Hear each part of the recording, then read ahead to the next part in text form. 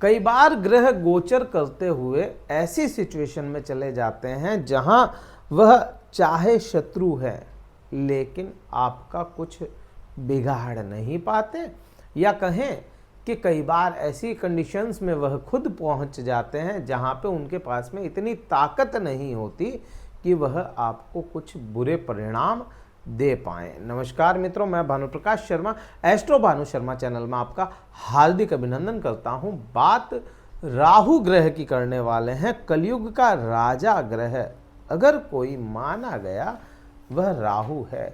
इस कली के युग में राहु ही एकमात्र ग्रह है जो आपको रातों रात बहुत कुछ दे सकता है, या कहें उसी सवेरे जो सवेरा होना है उसी सवेरे से पहले सब कुछ छीन भी सकता है। ये ताकत एकमात्र ग्रह राहु के पास में है।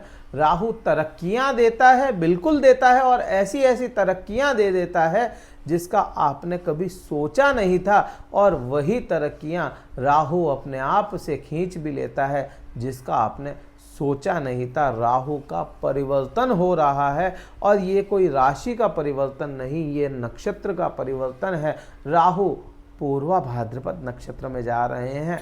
17 मार्च को यह परिवर्तन करेंगे पूर्वा भाद्रपद में, और 18 मई को राहु खुद राशि को बदल देंगे, लेकिन रहेंगे पूर्वा भाद्रपद नक्षत्र में।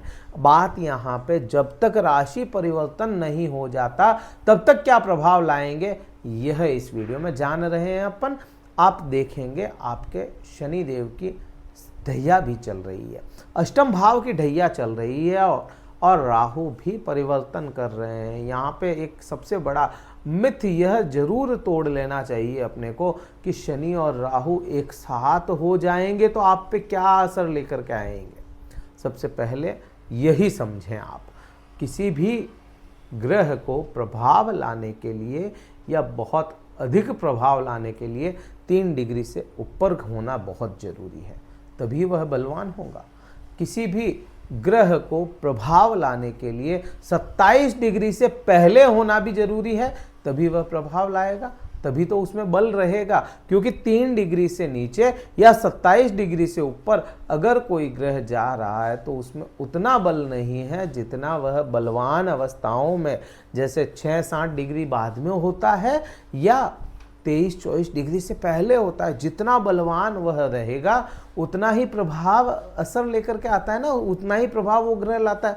लेकिन आप देखेंगे राहु ग्रह को अगर देखें आज की स्थिति, या कहूँ 17 तारीख को जब यह परिवर्तन करेंगे वह स्थिति राहु की होगी 3 डिग्री की, मतलब राहु कमजोर है।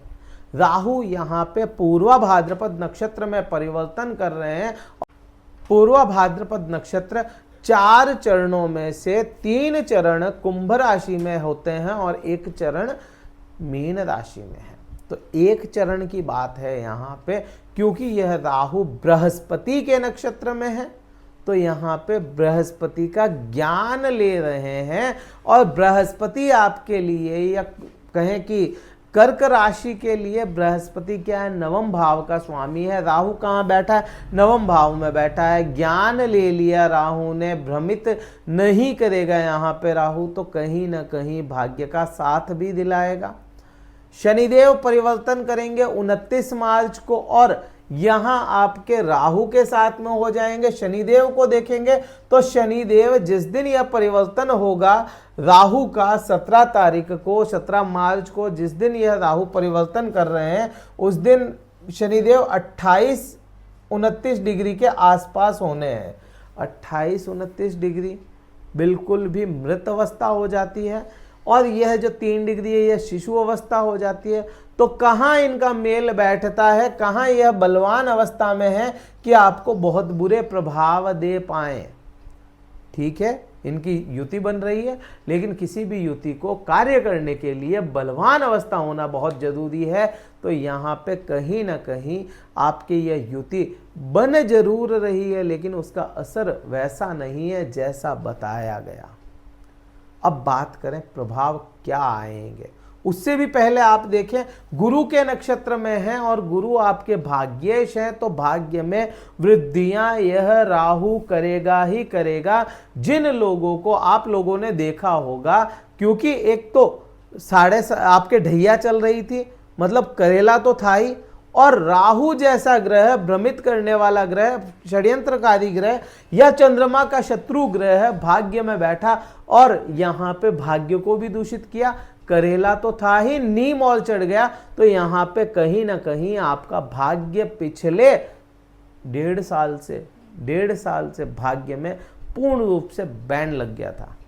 तो यह बैन खुलने वाला है, भाग्य का साथ मिलना है। यहाँ पे पिता या पिता तुल्य लोगों के साथ में आपके संपर्क अच्छे होंगे, रिश्ते सुधारने का मौका मिल रहा है आपको, तो यहाँ पे कहीं ना कहीं इसका प्रभाव आपको अच्छा देखने को मिलेगा। धर्म से विमुख हो गए जो भी लोग धर्म से विमुख हुए या धर्म की तरफ आपका झुकाव, रुझान कम हो गया, तो वह भी रुझान बढ़ता हुआ नजर आएगा आपको। यह राहु का प्रभाव होगा, बुरे ग्रह का अच्छा प्रभाव है आप पे।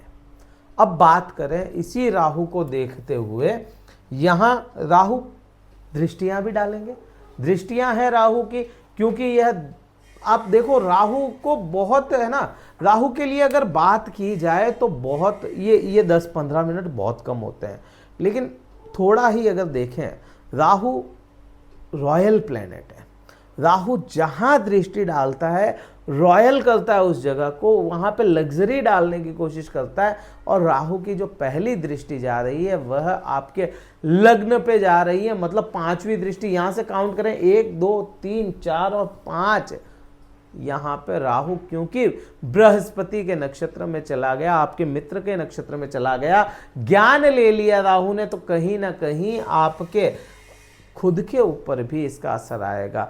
व्यवहार आपका बदलता हुआ नजर आएगा, आप लोगों को देखने का नजरिया बदल देंगे अपने आप का। कहीं ना कहीं ऐश्वर्य आपके जीवन में यह राहु लेकर के आने वाला है। अगला प्रभाव अगर देखा जाए, पराक्रम पे जाती है दृष्टि राहु की, और यहां केतु ग्रह विराजमान है। केतु वो ग्रह है जो डिटैच करता है, राहु क्या है, ऑब्जर्वर है, और केतु क्या है, सेपरेशन है। राहु ऑब्जर्व करता है चीजों को और उनको एम्पलीफाई करके आपको दे देता है। पहले राहु, जो भी राहु सेंट्रिक इंसान होंगे, वह पहले ऑब्जर्व करेंगे कि कौन क्या कर रहा है, कौन किसका कैसा व्यवहार है, फिर उसी के मुताबिक आपको दे देगा और एम्पलीफाई करके देगा। लेकिन केतु क्या है, केतु ऑब्जर्व नहीं करता, केतु सोचता समझता नहीं है। किसी ने किसी के लिए बुरा किया तो केतु वहां से निकल जाएगा। केतु ऑब्जर्व नहीं है, केतु डिटैचमेंट है, केतु सेपरेशन है।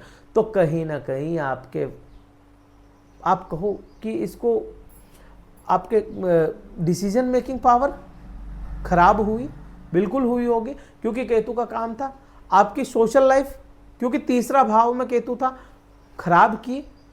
अब केतु भी अगर यहाँ पे राहु परिवर्तन करके, या कहें कि राहु कमजोर हो रहा है, तो केतु भी तो कमजोर होगा। 180 डिग्री पे ही तो बैठे हैं ना एक दूसरे के सामने, तो केतु भी कमजोर हो रहा है। तो यहाँ पे प्रभाव क्या आएगा, आपका डिसीजन अच्छे होते चले जाएंगे। डिसीजन आपके थोड़े से बेटर होंगे पिछले दिनों के बजाय, पिछले 1.5 साल के बजाय। अब यहाँ पे डिसीजन अच्छे होने हैं, अब यहाँ पे आपकी सोशल लाइफ अच्छी होनी है, रोजमर्रा की इनकम जो रुक गई, बंद गई, वह भी ठीक होती हुई नजर आएगी। बात राहु की 9वीं दृष्टि आपके कहाँ चली जाती है, जहाँ पे राहु नीच का होता है, या कहें कि जहाँ पे बहुत बुरे प्रभाव दे देता है वृश्चिक राशि पे, लेकिन राहु ज्ञान ले रहा है, गुरु के नक्षत्र में चला गया। तो और गुरु खुद क्या है, प्रेम का कारक है, गुरु भी तो प्रेम का कारक है, और ये प्रेम का भाव है। यहाँ पे कहीं ना कहीं प्रेम संबंधों में सुधार राहु लाएगा। जिन लोगों के प्रेम संबंधों में प्रॉब्लम्स देखने को मिली या प्रेमी जोड़े बिछड़ गए, उनके लिए यह समय बिल्कुल अच्छा है। आप प्रेम संबंध अपने सुधार सकते हैं, नए प्रेम संबंधों के योग हैं। और आप अगर 5वें भाव को देखेंगे तो 5वां भाव एक नई उत्पत्ति का भी भाव है। अब यहाँ पे राहु जैसा वृद्धियों का ग्रह है, रॉयल ग्रह है, या कहें मलेच्छ ग्रह ही कह लो, कुछ भी अगर देख रहा है तो वृद्धियां होगी तो सही। अब यहाँ पे वृद्धि क्या देगा? संतान की।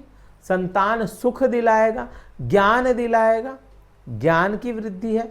कहीं ना कहीं यहाँ पे जो बेरोजगार बच्चे हैं, जो लोग बेरोजगार हैं, जिनके पास में कार्य नहीं है पढ़ाई करने के बाद में, उनको भी नई अपॉर्चुनिटी यह दिखाता है। कहीं ना कहीं इसका प्रभाव आप पे शत्रु होते हुए भी ठीक लगता है। तो यहाँ पे ये प्रभाव ऐसे देखने को मिलेंगे। क्या उपाय किया जाए राहु के लिए?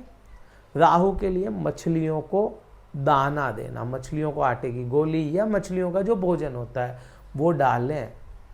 पानी को गंदा ना करें, स्वच्छ रखें पानी को, और अपने घर की जो नालियाँ वगैरह होती हैं उनको साफ रखें, तो राहु काफ़ी हद तक अच्छे प्रभाव देना शुरू कर देता है। ये वीडियो कहीं अच्छा लगा हो लाइक कीजिएगा, शेयर कीजिएगा, सब्सक्राइब जरूर कीजिएगा चैनल को, ताकि आपके सामने ऐसे ही नए वीडियोस आते रहें। और अगर कुंडली विश्लेषण करवाना चाहते हैं जिसमें केवल आपकी कुंडली पर बात की जाएगी या आपकी कुंडली पे ही पूरा विश्लेषण होगा, अगर करवाना चाहते हैं डिस्क्रिप्शन में कार्यालय का नंबर है, व्हाट्सएप मैसेज द्वारा संपर्क कर सकते हैं। कॉल ना करें, केवल व्हाट्सएप मैसेज करें, अपना स्लॉट बुक करवा लें शुल्क पता करके, फिर मैं आपसे बात करूंगा। इस वीडियो में इतना ही था। जय हिंद, वंदे मातरम, भारत माता की जय।